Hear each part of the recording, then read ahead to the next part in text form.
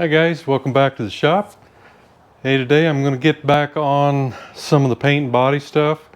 I've got maybe a week left here of reasonable weather that I can get this done in. I probably won't get it all done, but I'm going to knock out some of it. I'm going to finish sanding up some tanks today, and by the end of the day I want to have all of the fenders painted because they're all silver. Most of the, let's see, the ears for the TS250, the chain guard, tail light bracket for the Yamaha. Basically, we're working on the two Yamahas, the 125 MX, the 175 Enduro, and the TS250. Some of this, the tank, I'm just going to go over another sand on. The oil tank, that's for the CT-1 Yamaha that we made from an AT-1.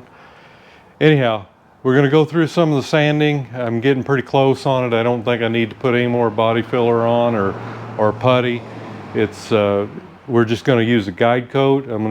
I think I've showed you how to do this before, but I'll go through it again, just showing you how to apply and sand a guide coat and what it's used for.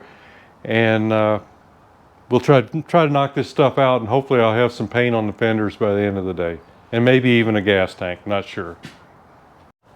Don't know how much of that you could see, but I've got two rear fenders, one for the MX that I took the wiring harness holder off of, a front fender for the AT1 or the CT1 from an AT1, and one rear fender for that also.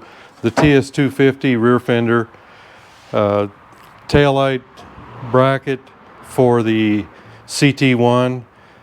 These little brackets here go to the CT1 and the MX. And then we get the Suzuki ears, headlight ears, and Suzuki chain guard. This is, like I said, the oil tank for the CT1. I won't be painting it today. I'll just be finishing up the sanding on it. One tank, this is the AT2 MX that we're doing. And over here I've got the tank for the TS250, and this is the one for the CT1. And on this one you can see I've already got the guide coat on it. I don't need any on the top or anything. Try not to put it anywhere where you don't need it, because you have to sand it off. So, and when you do apply it very sparingly, and don't use a gloss type paint. Use a flat black or a semi-gloss, because it's just easier to sand. And they actually make some guide coat stuff that dries real fast, and I have had it and I've used it and I like it, but it costs more than the paint does, so I just use the paint. So I'm going to go over how to apply it to the TS250 here.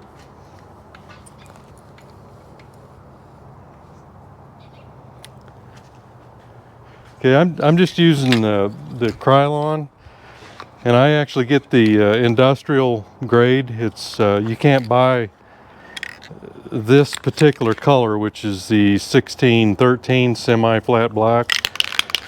You can't get it anymore in the hardware stores. You have to get it through an industrial supplier, but it is the semi-flat.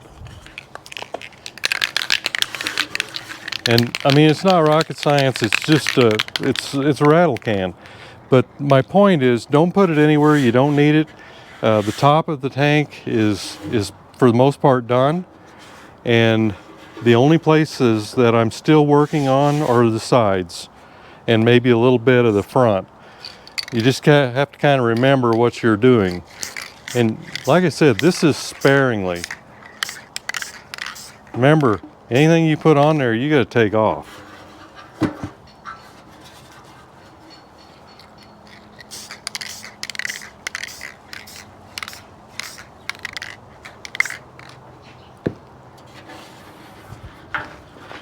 Okay, hopefully you can see that. It's just a mist coat.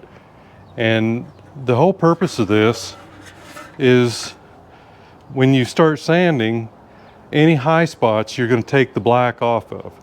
Low spots are going to remain, the black is going to remain in, and the high spots are going to come off. And the whole idea is to not take off all the primer, not break through into the metal, and to get all the black removed. That's the goal. So let me kind of go over what we're going to use. You just need a bucket of water with a little bit of dish soap in it. I use Dawn. You can use anything you want.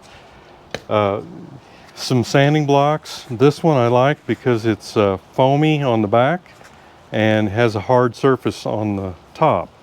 And the hard surface works really good on these flat sides of the tank because it's gonna keep you from doing this, really.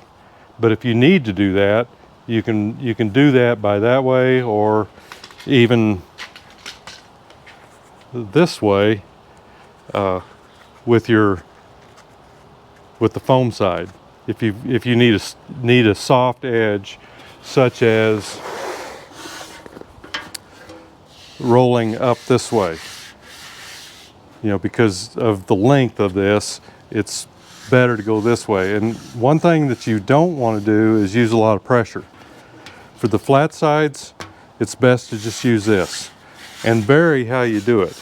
Do it this way, do it this way, do it this way. Just vary how you do it. That gives you the best results.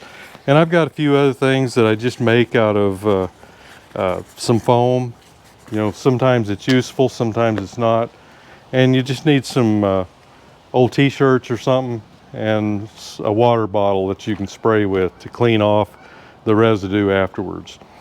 And what I'm using here is today I'm just going to use 400 grit. Yesterday I was kind of roughing everything in. I was using 220. In my opinion, don't waste your time on Chinese paper because it doesn't last very long. Yeah, it's cheaper, but it doesn't last very long. Get you some 3M or something that's made in America that is going to last. I mean, it all wears out, don't get me wrong, but I've tried the Chinese stuff and it just doesn't last very long at all. Now what I do here is, since my sanding pad is just about half of one of these, I just take a couple sheets of this and go ahead and just cut it right down the middle. And that way I've got some to start with. And then just wrap that around your block like this.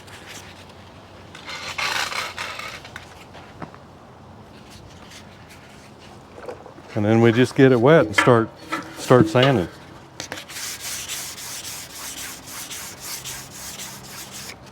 And keep it wet. It's best to do this outside. This is one of the reasons I'm wanting to kind of get with this. I can paint inside because I have heat in the garage and all that, but and I've got a ventilation. But for this, yesterday I would sand and then reapply primer, and it's just easier to do that outside if I can. Plus it's really nice. The weather's been nice, so it's been nice to be outside, be in the sun, because where I'm at in north central Montana, those days, these nice days, are they're on borrowed time. But see, it takes a little while, especially this 400, to start taking the black off. So don't put any more on than you need to. Let me sand it just a little bit, and then I'll bring you back and show you what I've accomplished.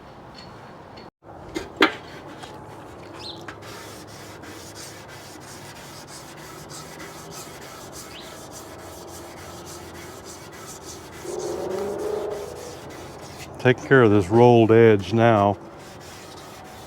And there's no pressure here. It's just all I'm doing is moving the sanding block, not applying any pressure downward. Just let the paper do the work. Like I say, good. You might save some money on some Chinese sandpaper, but at the end of the day, you'll use 4 or 5 times as much of it.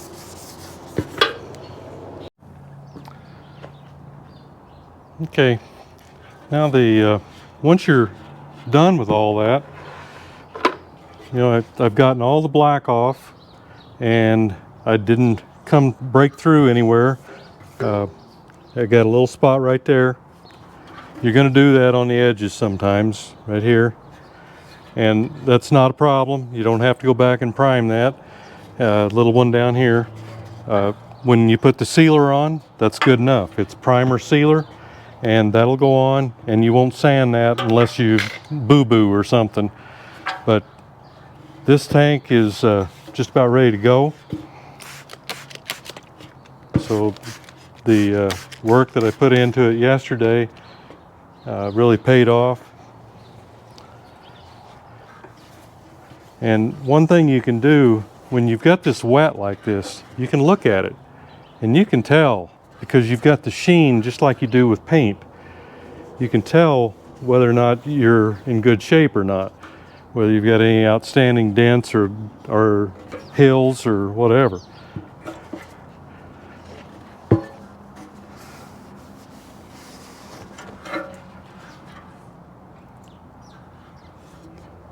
So I think we're ready.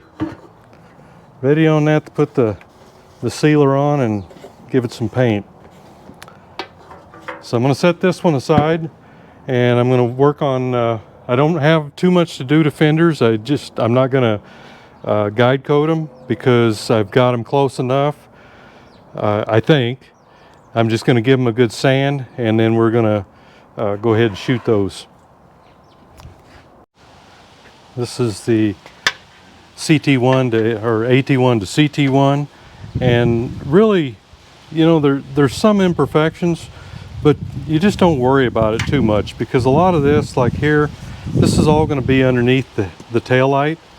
The bending that's on here, pretty much most of it came from the factory that way. This one end's a little messed up, but I'm not going to worry about it. For the most part, it's going to be covered by the rack or the seat. So there's just no sense in getting too crazy about it unless you just want to get crazy about it. And I, for one, don't want to do any more than I have to. So in this instance, I'm just going to use a very flexible pad. This is my little one here, and some 400. And I'm still using the 400 that I used on the tank. And we're just going to give it a good sanding all the way around just to kind of level out the primer. And it's not a big deal. You pretty much, you just want to, you can hear it. Once that has kind of gone away, the majority of that, more like this, then you're done. That's good enough. And then you shoot your sealer on, and you will shoot the paint on shortly after that.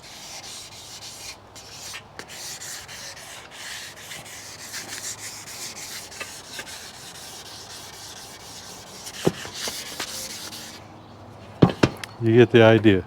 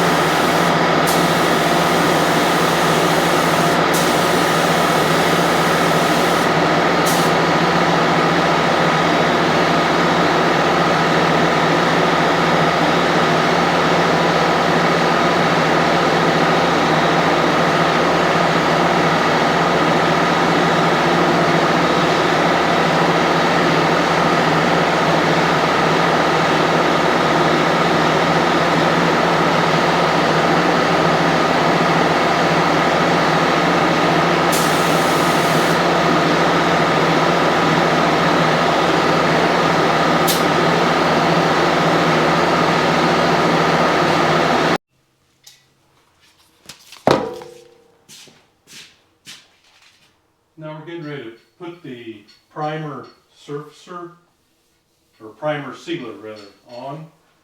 It'll just be one coat, and we'll let that flash, and then we'll start putting the top coat on. The fenders I didn't do that with because I didn't have any Bondo in them, any filler. So that's what the sealer is, to prevent the Bondo coming through so that you see a different color. It's supposed to keep all the other colors at bay. So one coat of sealer, here we come.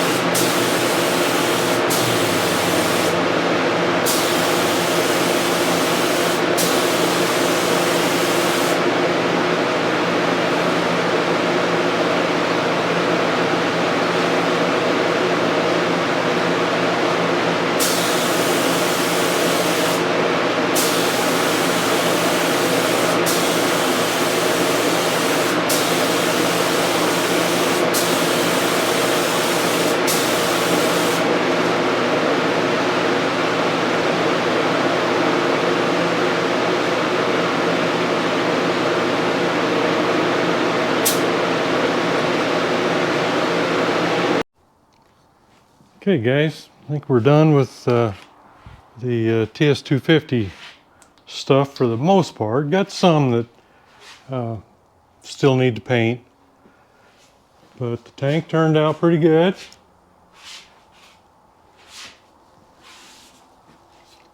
And I'll be getting the stripes put on it as soon as it's cured and done. And there's the rear fender. And I've still yet to do the side cover. I've got to repair it just like I did on the TS-125. It's got a piece missing, so that'll have to be worked. But, you know, pretty close maybe on the, I mean, silver is not always silver, if you know what I mean. But that's what I had, and that's what I'm using. And I also painted the fenders for the Yamaha, but you'll notice the extra gloss on this. This is more coats, and I wanted a darker finish on this and a shinier one. Now let's go up and look at the Yamaha stuff. The Yamaha stuff is, I think it is silver, but I like it kind of gray, and I just don't put as much paint on, and that way it kind of stays a little more flat in appearance and gray. Here's the ears for the Suzuki and the chain guard. So I think what I've got to do is, I just got a front fender for it. This tail light is for the bracket is for the Yamaha. I just got a fender, and I haven't painted a lot of plastic stuff, so I am going to have to kind of do some research on that. I think there's some flexing material or something that you put into it. So I've got the fender and the side cover yet to do for the Suzuki, and that should be all the paint on it, I believe. And Yamaha still, I've got this tank here is for the MX, and this one is for the AT-1 to CT-1 71 model. It's 72, and here's all the oil tank and the headlight ears and headlight bucket for the AT1 or CT1 to, no, AT1 to CT1. So this stuff will all be Yamaha candy green. So that'll be a different color for us. I believe it's a little lighter than the green that we used on the Suzuki TS-125. So we've still got the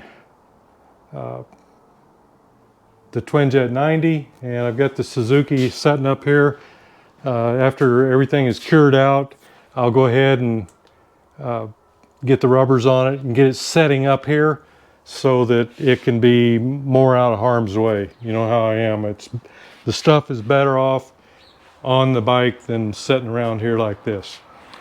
But I need to wait a couple weeks before I have the decals put on. And I'm not going to do it. I'm going to let the guy that made the one for the 125, I'm going to have him put these on, even though I got these from Diablo. So there you have it, guys. I think at least we've got 1/3 of the parts, maybe a little more than that, that needs painted. So I'm whittling it down. Still got some more to go. I'm not sure whether I'm going to get back on it tomorrow or not. I probably need to, because the weather is going to change toward the end of the week. And we're, like I said, working on borrowed time the way it is. I've lived here over 30 years, and I have never seen a fall this nice here. So, like I said, it's going to change. So, hey, thanks for going along on the ride, and we'll see you next video.